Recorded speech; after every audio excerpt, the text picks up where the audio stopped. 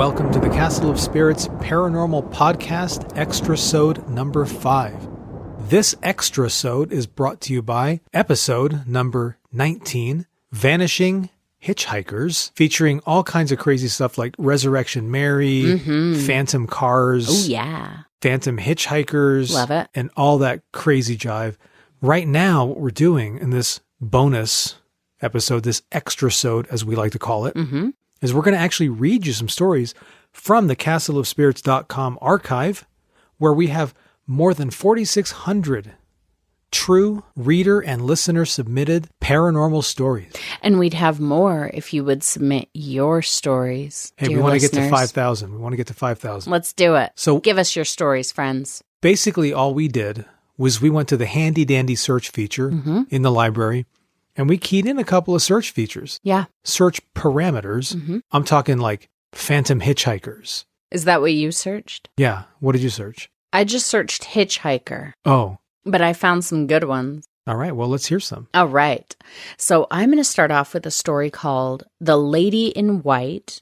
And this was submitted by Anonymous in Japan in October 2016. Wow. So a new story. Relatively new, considering that we've been... Since the castle's been around for going on 26 years. Yeah, 2016 is pretty recent in the castle's history. Okay.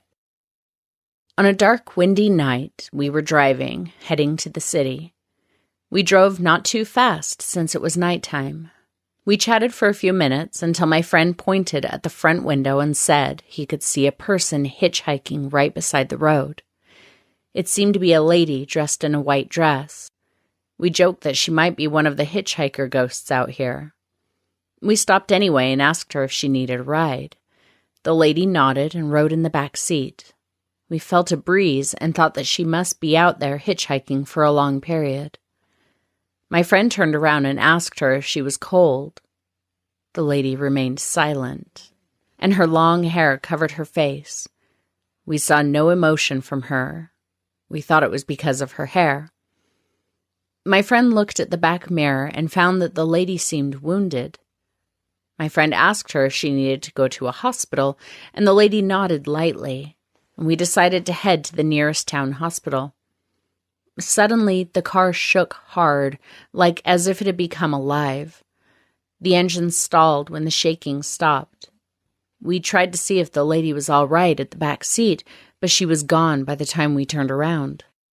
We called the JAF to fix whatever the problem of the car was. The JAF workers came and told us the car was fine. We restarted the car and headed back to the road to the city. We again checked the surroundings just in case the lady was still around, but we found no one but a long, deserted road. The engine stalled again before we went back to the road where we were heading. We saw the lady in white waving at the same spot emotionlessly. My friend pointed out that the lady seemed a little blurry, while I thought she looked kind of like a hologram. Ooh, I like that. Trippy. We tried driving back to the same spot where we picked her up, but the engine didn't start. We tried to call the JAF again, but both our mobile phones were drained. We felt a breeze just like before when the lady rode into the car. The car started to shake again so hard that we could not even open the doors to exit. My friend nearly passed out. I tried my best to keep him awake so that I would not be the only one experiencing the event. My friend tried to turn on his mobile phone, but it was dead, low in battery. I tried to stabilize myself so that I would be able to open the door. The car stopped shaking and the engine restarted. Both of our phones worked again as if they had been recharged. Ooh, so it's like that classic thing where ghosts kind of sap the energy out of electronic devices. Right. I've heard of that. I asked my friend where that lady was, just in case he was looking out the window. He told me she was at the spot where we saw her right before the moment the car started shaking. We checked the back seat again for any trace, but all we found was just some old dust and dirt. We drove to the nearest gas station. The staff came to us and asked if we needed to wipe our windows. I nodded and asked him to fill the tank as well. We went out to have some fresh air. My friend shrieked and pointed at the car. I turned around and found that it was covered in dirt and had brownish handprints all over it. Ew. Mm-hmm. That kind of reminds me of the story of the train crossing, where if you like stop your car on the tracks, you get the little handprints and it pushes you off the train track. With the spirits of the children that were killed there in a school bus accident. Yeah. The car was cleaned by the staff, clean enough that it sparkled. But from my eyes, I could still see one handprint at the back window. I told the staff to wipe the back window again. When he finished, that handprint was still there. Then the staff pointed out that the handprint was actually printed from inside the car.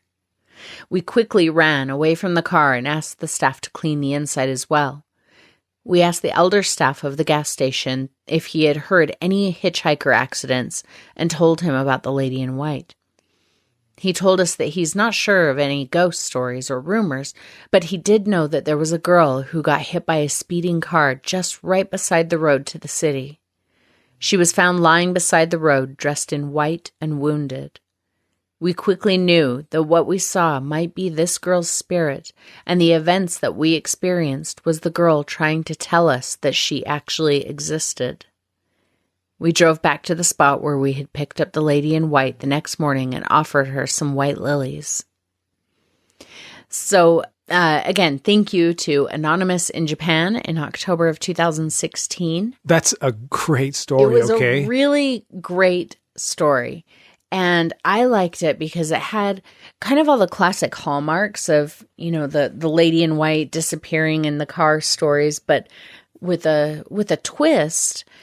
But I also picked it because it said something really important at the end that I actually mentioned in our episode earlier in the week, where I said that maybe it's not about going to the cemetery and freaking you out by showing you the tombstone where she's buried, but it's more about taking the limited time that the ghost might have to show you, hey, I exist, I'm here. And I think that that's one of the reasons that I connected with that story so much, because it did have that element of I'm here, which I think is it's important for all of us. And well, one important point I wanted to make was that, you know, listening back to episode 19, the Vanishing Hitchhikers episode, I kind of got the vibe that we were almost coming across as if we were looking for explanations, or we were saying that these things were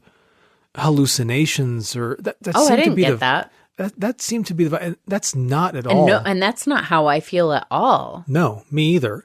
I think that a lot of these things could be attributed to urban legends, that stories that get spun and passed on. But those stories come from something. They come from somewhere.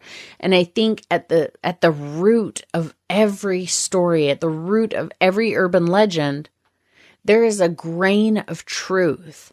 And maybe that grain of truth is huge and it's practically the entire story. Maybe it's just a tiny little thing.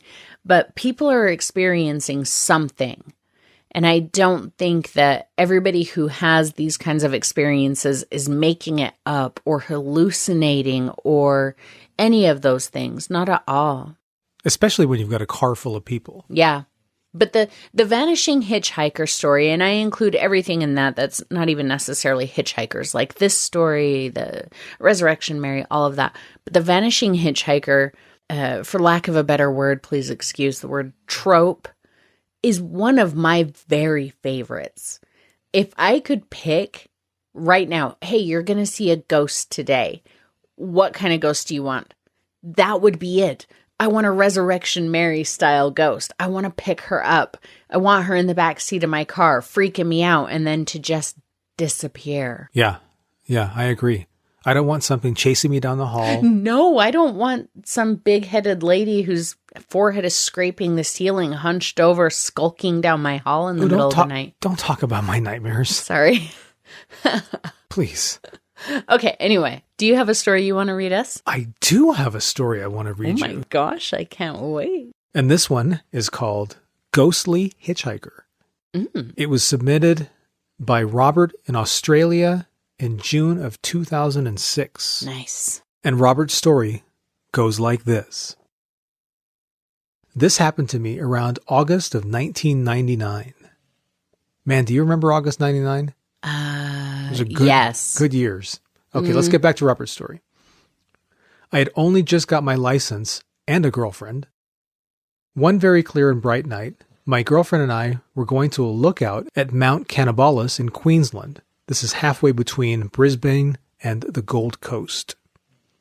And we made it there okay. We arrived there in about an hour or so, and then we decided to head home. We were on our way down the mountain at around 9:30 p.m., and it was quiet on the road as we'd only passed 3 cars. The road is usually packed out. We saw an older model car with a fair-sized dent in the front guard, but we didn't pay it too much attention. I slowed, but then kept going. About 5 or so kilometers farther down the road, we saw a man walking. He had a limp, so I decided to pull over and make sure he was all right, thinking it was him that the car belonged to that we'd passed before. I picked him up, but he said he only wanted to go to Logan Home, which was not far from my house, so I said we'd drive him home. He even gave us his address. We were chatting, and we actually had a fair bit in common. We reached the bottom of the mountain, around a 20-kilometer trip, and by this time my girlfriend was asleep. So me and the other fellow, we were still chatting away when suddenly he didn't answer anymore. Oh. I pulled over to make sure he was all right and also to stretch my legs. When I turned around to look at the back seat, it was completely empty. No. The 2 rear doors were locked and the windows were up. I freaked out and I even squealed. I love that he can admit that he squealed. That ingratiates him to my heart. And that kind of sells me on this being a true story. For reals. I woke up my girlfriend and she said to get home and not to worry about it much. She thought I was playing a joke on her. She's all like hardcore. Don't worry about it. Right. Hitchhikers disappear out of my car all the time. We left it for a few weeks, and then I thought I'd go to the address that the guy had given me. Oh, a few weeks? I would have been like, we're heading there right meow. To my absolute horror, the lady there was his wife, and she claimed that he had died about 5 years before on that exact night that I gave him a lift. Ooh, it was a night just like this. Okay, Large Marge. I have never been on that road since, and I have no desire to either, nor will I ever stop for another hitchhiker as long as I live. You know, I love that story. It was great. That would make me want to stop for hitchhikers all the time. But here's the thing about that story, though, Vince, that I find interesting, that's so different from so many of the other stories that you hear. Do tell. He had like full-on getting to know you type conversations with this guy. Like usually, it just like in the story I read, they say something, the hitchhiker doesn't really respond, or they just kind of nod or give like a one word and then they're gone. But he got to know this person and enough to say at least we had a fair bit in common. That's a lot more than, do you need to go to the hospital and a nod? Right. That's really interesting. And the guy was in his car for a while. He said they went like 20 kilometers down the mountain. That's I don't know. Fair distance to travel with somebody. Several miles to be in a car having a conversation with somebody. Well, and then regardless of that, the guy disappeared. Yeah. It's not like he jumped out of the car. I love that he just stops responding. That was very, very creepy. So thank you, Robert from Australia. Yes. All the way back in 2006. If you're still out there, hey, let us know. Let us know if you ever drove back on that road or gave somebody another lift, you crazy guy. Yep, we want to know. And if they turned out to be a ghost all over again. All right. Shall I read another story? Yeah, what do you got? What'd you find? Actually, this story was just submitted, so it's part of our March update. So it's a brand new story for you guys, but it was submitted in early February, and it's actually what prompted this whole topic because it is a vanishing hitchhiker story, a brand new one that we just received. Awesome. I know the story, but I've I want you to read it to me, and I'm going to pretend that I've never heard it before. It is a good one. So this is called The Hitchhiker Who Wasn't There, and it was submitted by Viv in March of 2023. Oh, and where is Viv from? In Sacramento, California. Nice place. Yeah, just don't get on the freeway. I'll drive miles and miles and miles out of the way just so I don't have to drive on the freeway in Sacramento. It's a nightmare. It's a nightmare. A lot of ghosts in there. Yeah, Sacramento's great. Anyway, Viv says, about 15 years ago when I was 25, I was living in my hometown of Sacramento while finishing college. My longtime boyfriend was attending college at Colorado State, and we hadn't seen each other for at least 6 months, so I decided to drive to Colorado to surprise him for his birthday. I had made the drive before and knew that I could expect long stretches of road with little to no civilization around. I'd plotted my stops beforehand so I wouldn't find myself driving tired and looking for a motel. My first overnight stop was to be in West Wendover, Nevada. Hey, we're familiar with that's a little getaway spot where we live too.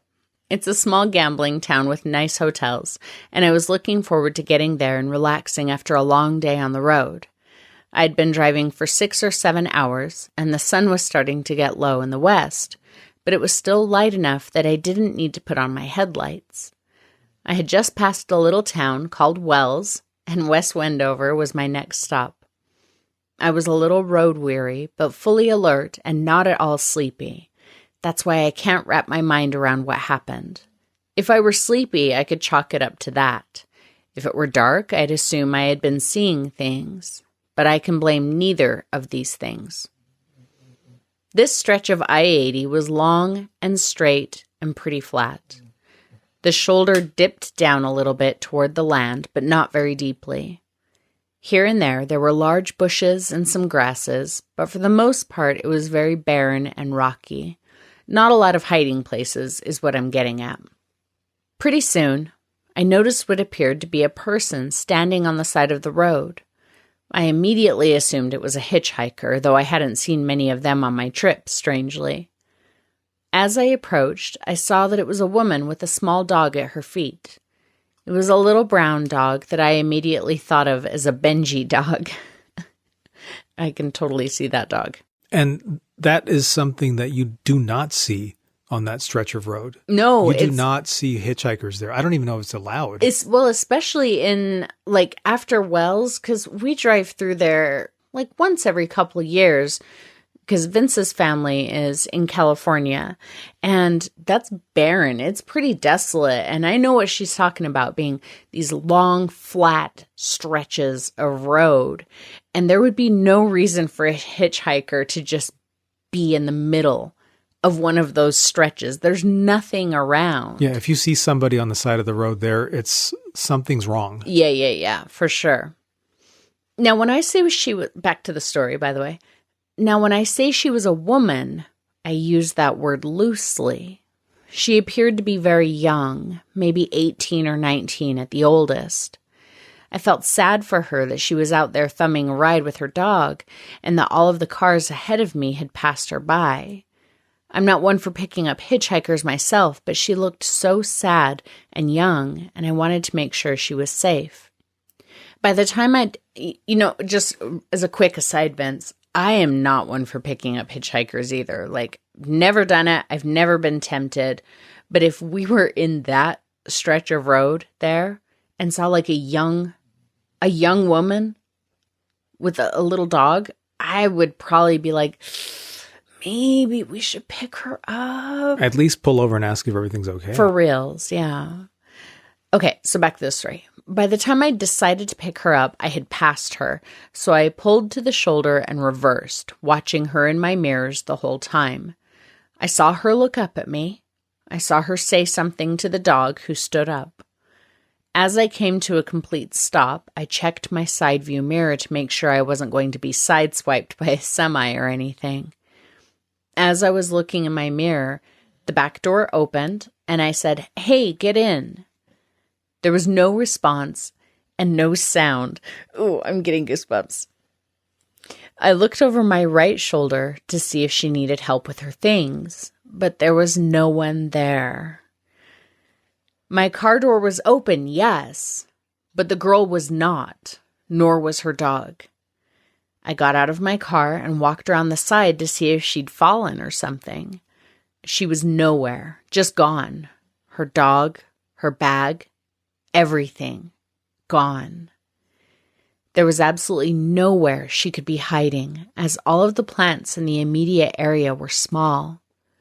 My mind was scrambling around for a rational explanation, so I walked all the way around my car. I looked again in the back seat to make sure I wasn't crazy and I just didn't see her climb in.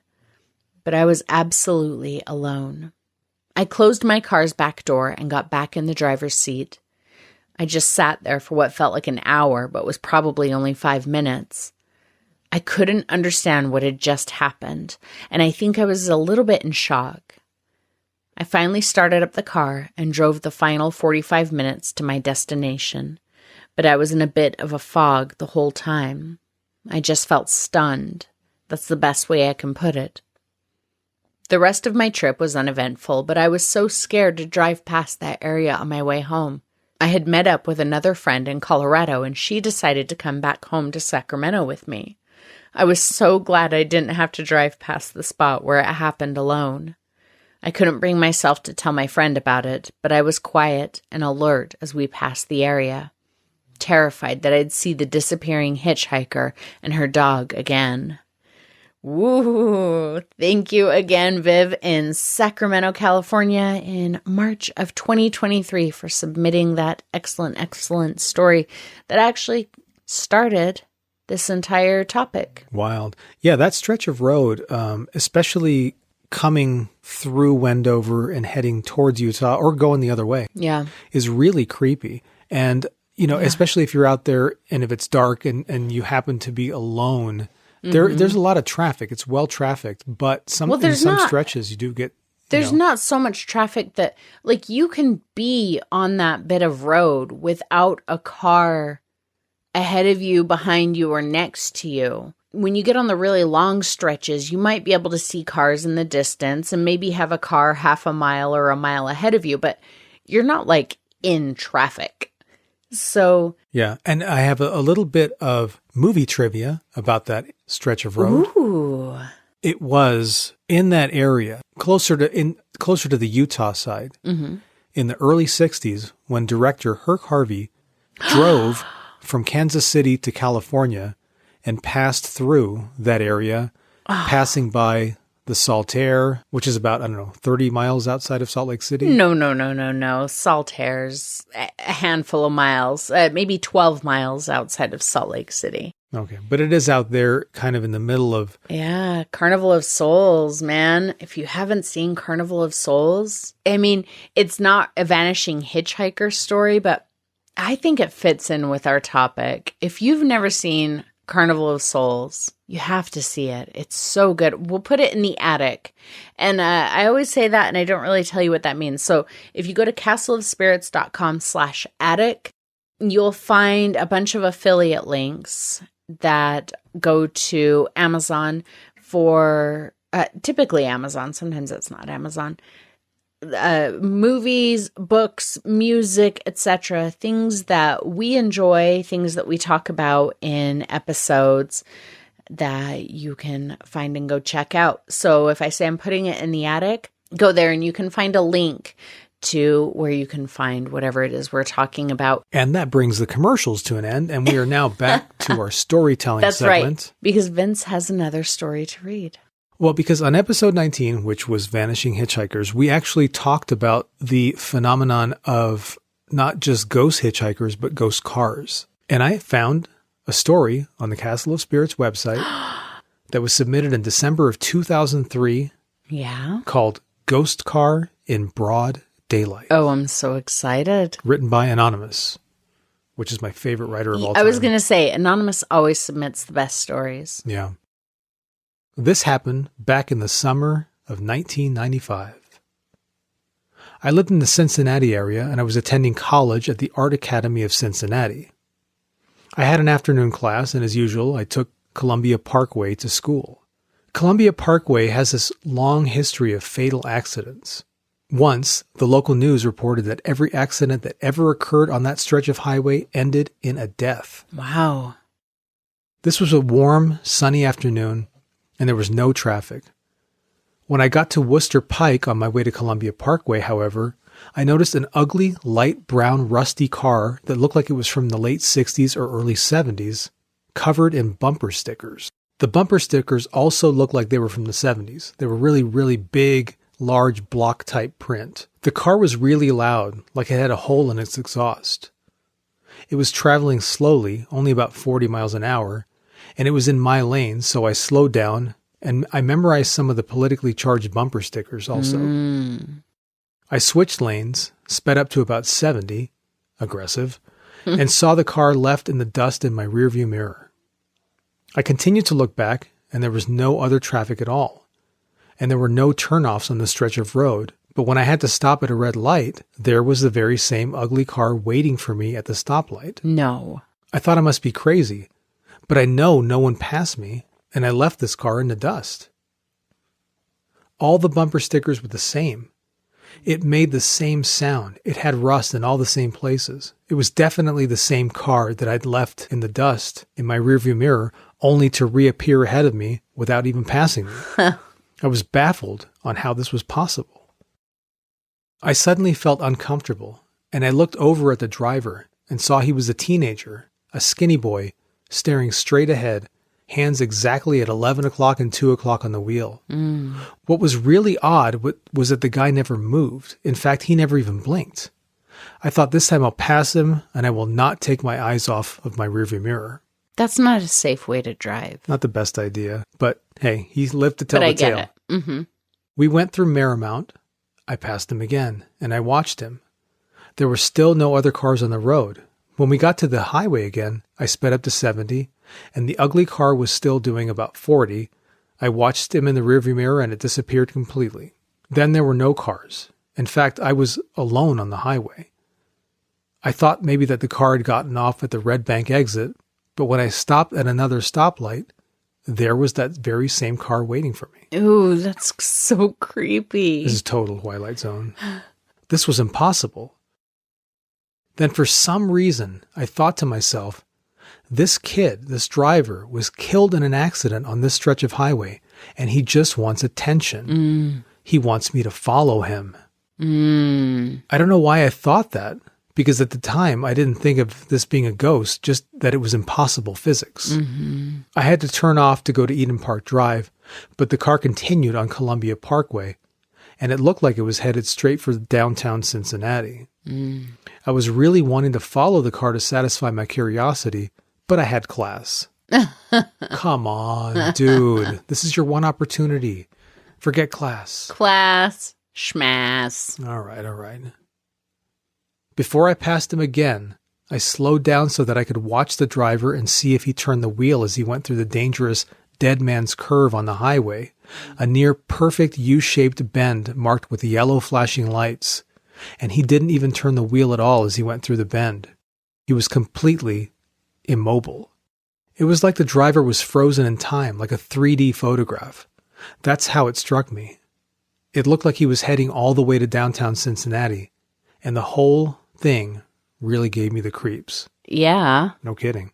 I'm wondering if anyone knows of a pale, skinny teenager wearing all black with short black hair who was killed in an ugly brown car covered in bumper stickers, maybe back in the 1970s. By the way, he was dressed too warm for the weather. He was wearing a black sweater on an 80-degree summer day. He just sounds like he was styling, that's all. Don't hold it against him. But, maybe in the afterlife it's cold. Maybe.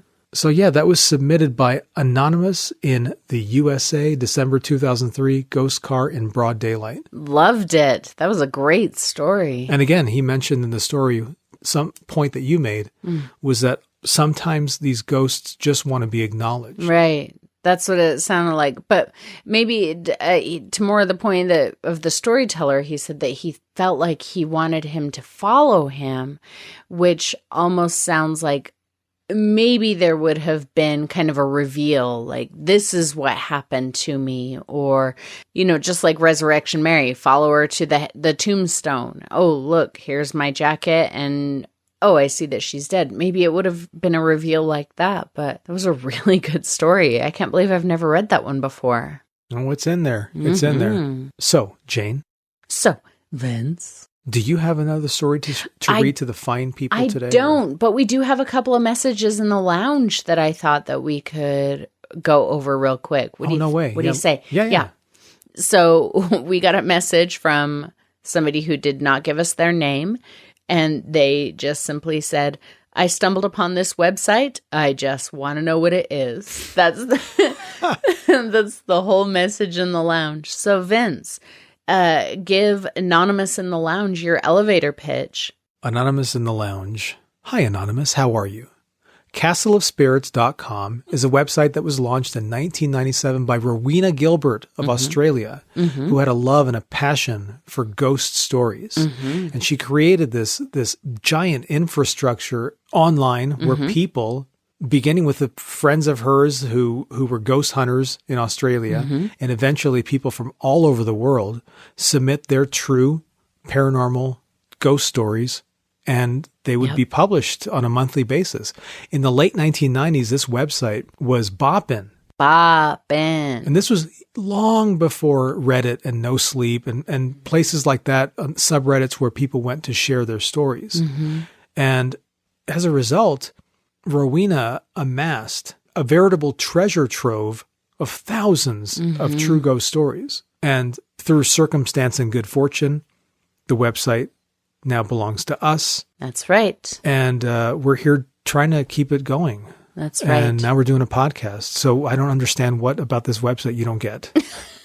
Just listen to the podcast Anonymous in the Lounge. You'll get it. And welcome. We're glad to have you here. But thanks for sending a message. And thank you for sending a message. That was great. So we do have a couple other ones that I wanted to read. They're both by Christy, who is a avid follower. So thank you, Christy, for submitting a couple of really interesting. She's got some information on our last Extrasode, as well as some topic suggestions. So I thought I'd read both of them. Yeah, she's awesome. So Christy says, catching up on the podcasts, I just listened to the Extrasode Death Messengers and Visions, which just came out Friday. Visitations. You talked about banshees. And we did. In Irish mythology, banshees were often associated with the Morrigan. I'm probably saying that wrong. Who was known to shapeshift into owls and foxes, etc. Owls. Remember, we talked about owls in that episode. And I even had an experience with an owl kind of being a premonition of, a death in the family. They're also known as the washerwoman by the ford, keening your death. Ooh. Which is That's a terrifying thing to be called. But I guess if you're going to be the washerwoman by the ford, keening your death, you would appreciate a moniker like that. So, yeah, thanks for that, Christy. So. I appreciate that. I didn't realize that banshees were associated with a shapeshifter who would shapeshift into owls and foxes and things, all of which who have been associated with the passing of someone. And she sent us another message, topic ideas. As you mentioned in Extrasode number 4, we did put out a call for topic ideas, so please send us your topic ideas. What about haunted objects? Ooh. It's so good. I love that. Are there any stories in the archives about that? I'm sure there are. It would be a little hard to search that, though, because we'd have to search for particular objects, because the way our search works, we couldn't just search haunted objects unless somebody actually said the words haunted objects. But yeah, I'm sure that we do. We'll have to do some deep digging. It's a difficult job, but somebody's got to do it. And we are up for it. I like looking through old boxes and looking through library shelves, trying to dig up creepy old stories. I'll take a deep dive into that. Yeah. Remind I do me, love though, that. Remind me to tell you that I think that I experienced owning a cursed object at one point in the past. Okay, don't tell me now. I don't know this story, but I want to hear it, but not until we record an episode. So let's put together a haunted objects episode. Sounds good. And you can tell that story then. All right. I'm really excited. We've been married for 21 years this year, and I don't know your haunted object story. It's so terrifying that I haven't shared it with anybody. Well, No, now I know that It's not really that. I don't know if that was it. But now that we bring up the subject, it makes me think, well, there was that thing. I'm excited to hear it. Don't tell me anymore. All right. So again, you guys, if you have anything that you would like to add to the conversation, it can be about a past episode. It can be about something off the top of your head. It can be a topic suggestion, anything at all. We would love for you to join in the conversation. Go over to castleofspirits.com/lounge and hit us with something, and maybe we'll read it on our next Extrasode. And if you have a story that you would like to share, this whole website, everything we do is built on these stories submitted by people like you. Please go to castleofspirits.com/submit and tell us your story. And who knows, maybe we'll read it on an Extrasode just like this one. Vince, do you have anything else you'd like to add before we wrap up for the night? Just the instructions to all who are listening to my voice to stay ghostly. Boo.